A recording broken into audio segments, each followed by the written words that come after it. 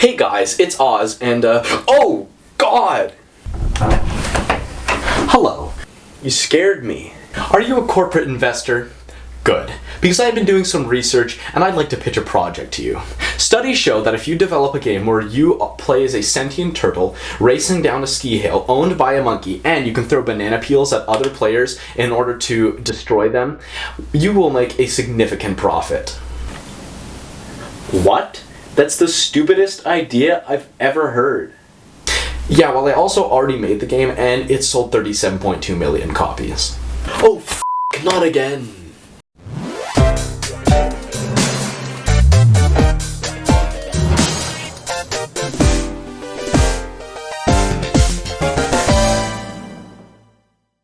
I still remember the day I got my first game console. I came home from another beautiful, glamorous day of grade 4, opened the mudroom door to my house, and sitting on the floor at my, at the time, size 6 feet was this very box. My parents had surprised my sister and I with the magical item known professionally by the name of, and some of you might even have heard of it, the how do you say Nintendo Wii. My dad bought the black model, of course, not because it had more storage or Wii Motion Plus built into the controllers, but because it matched our TV. And to prove he's not a racist. In the box were 2 games, Wii Sports and Wii Sports Resort, the latter of which made up about 90% of my childhood's midnight gaming sessions. At least until my aunt gave me a little white box for my birthday. In it were 2 things: meningitis, and, whether you like it or not, objectively the best video game ever made. Sonic and Sega Mario Kart Wii.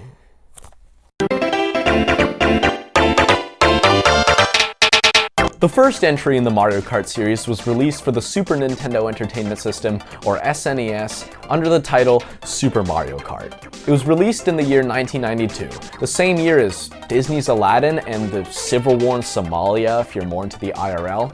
Whatever, you do you.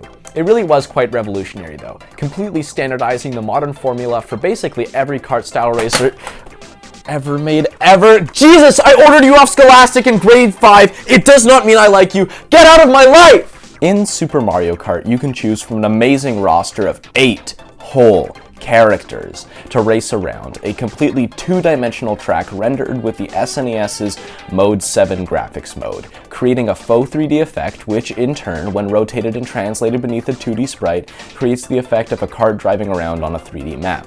The entire bottom half of the screen is dedicated to a mini-map, which I initially thought was because the SNES wasn't powerful enough to render a full-screen 3D image, but after switching it to multiplayer mode, I realized it was just because some idiot at Nintendo realized the game would be more fun if you could only ever see half of it.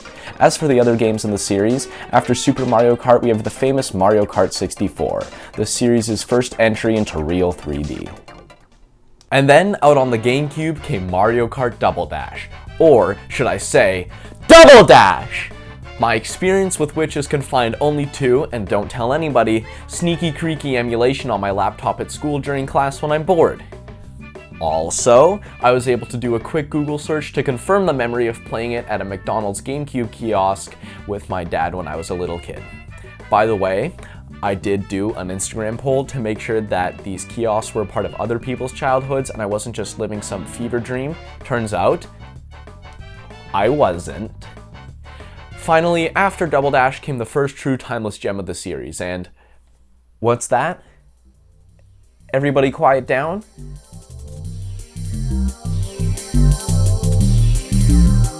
Mario Kart Wii. Mario Kart Wii was the Mario Kart I grew up with. It was magical. It strikes a perfect balance between being shallow only on the surface, but still simple and easy to understand. Heck, you can hand a 4-year-old a Wiimote and explain to them that you tilted it to steer and held the button under your thumb to go, and they would pretty much understand. Add in some flashy power-ups that you can throw at your adversaries at any moment with a tap of the D-pad and you got yourself a great time. But the gameplay is so geniusly designed that even the most seasoned pro Tom Fancy Pants Rainbow Six Siege gamer could still hop in the game, boot it up, and spend hours and hours unlocking the game's awesome roster of characters and maps. And those pro gamers won't ever want to stop playing just because of how freaking good winning feels in this game. Especially thanks to the f***ing fantastic win jingle. Like seriously, I don't know how you achieve sound design that solid, but watch out, Billy, because Asuka Ota and Ryo Nagamatsu are about to come and kick your ass. The game's visual presentation is not the best of the series. It's a little bland and washed out and jaggy, but thanks to controls that feel as tight as those as the motion variety can possibly feel, and the game's bangin' soundtrack, this game is some of the most fun you can have in a video game. It's not perfect. Like I said, the visuals are a bit lackluster, and the retro remastered course design is kind of bland and boring for most of them, but thanks to the fantastic selection of new courses, Coconut Mall anyone, and just the general funness of the game, this game really is fantastic and holds a special place in my heart. And then there's the couch multiplayer. Playing Mario Kart Wii with my sister and my friends are some of the best memories I will ever have. It really is a game for everyone. Perfect for everything. Want to have a chill time with your non-gamer buddies? Mario Kart Wii. Want to have a super intense racing competition with your ultra gamer friends where you bet each other's money and romantic partners on who wins? Mario Kart Wii. Heck, if you have a chick you like and you don't know what to do with her, bring her over to your house for some friendly 100cc, and I promise the resulting relationship will be ultra fire groovy ass. It's just so fun. The way characters jump out of their vehicles as you perform a trick, the way your friend screams at you as he goes from 1st to 7th at the very last second because your little son of a bitch ass threw a blue shell at him, the way you grit your teeth as a thundercloud boils over your head, or you and your friend are racing neck and neck Mario versus Luigi style for first place at the last race of the last cup. It's just so fun and amazing. I don't know, there's something special about it. Nothing, except for Halo 4 PvP with the fellas and some lays all dressed at 3 in the morning on the last day of school, will ever match the pure, shameless, wholesome fun of Mario Kart Wii. That is, except maybe for Mario Kart 8. If you thought the Mario Kart Wii music was a straight up banger, wait until you hear this.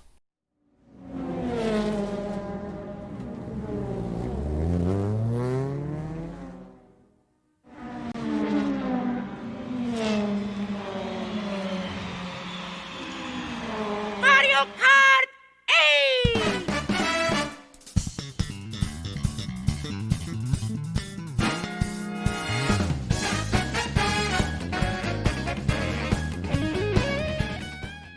Videogamedunkey, in his video Super Mario Odyssey Dunk View, famously said, and I quote, "For real, if you can play this game and not feel some kind of emotion come over you, wipe yourself off, man, because you are dead."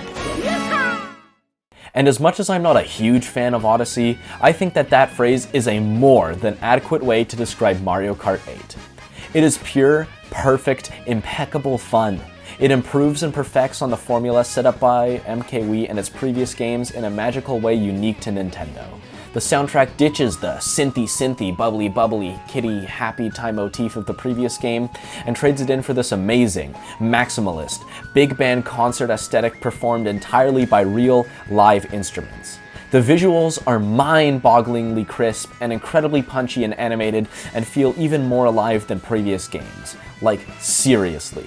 And when I say crisp, I mean crisp. We are talking like masala-fried shrimp crisp.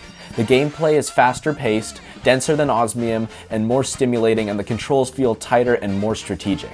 The whole thing is like this beautiful, delightfully sweet gameplay cake topped with the most refined, magical, childlike icing. There are so many wondrous aspects of each track, from the music that adapts to what part of the course you're on Mount Wario, to the amazing, bright saxophone solo that bursts out into life when you come out of the water on Dolphin Shoals, to the entire fucking airplane you fly under in Sunshine Airport. Each course and character feels full of life and joy. Top that onto the already amazing Mario Kart formula, and you have what I consider to be the best and most underappreciated and underrespected entry in the Mario Kart series. There really is something quite special about the fact that Nintendo, while other publishers are focused on churning out these gritty, realistic, repetitive military shooters, they are willing to pour millions of dollars into something as simple, genuine, and wholesome as a cartoony kart racer. The Mario Kart series is full of passion and genius. I'm talking Christopher Langan levels of genius. But because of its widespread appeal and familiarity, it doesn't always get the amount of respect it deserves, especially considering the amount of effort, passion, and talent behind the series. Remember the goofy, silly description of a game at the beginning of this video? Well, Nintendo has been able to take that and transform it into a full-blown, multi-million-dollar franchise. And I think that that is something really special. I know I only really talked about 3 of the Mario Kart games in this video since those were the ones most important to me, and I just realized now that I did completely disregard the series set of handheld releases. But that aside, I can safely say that the Mario Kart series is one of the best in gaming history. From bringing people together to bringing people joy, there's very little that the world's most classic kart racer can't do. It's perfect in its simplicity, magical in its gameplay, and wonderful in its presentation. In my opinion, it's one of the most perfect set of games ever created and a monumental piece of gaming history.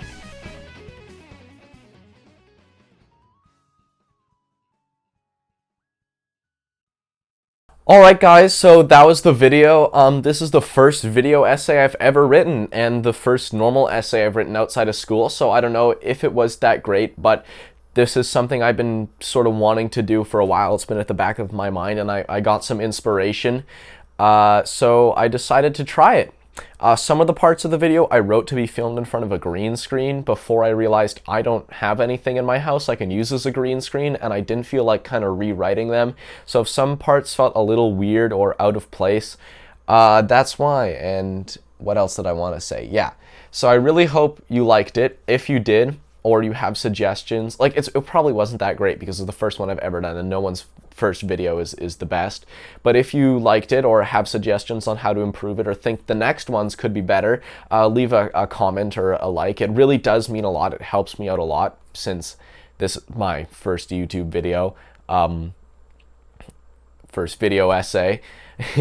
And like, if I have 2 subscribers and 2 more people subscribe, that's doubling my subscriber count. So yeah, if you really liked it or think that there's a lot of potential in this sort of format, subscribe, especially if you want to see more or what else I do. It really does, like I said before, it means a lot and it helps a lot. And yeah, that's pretty much, that's all I wanted to say.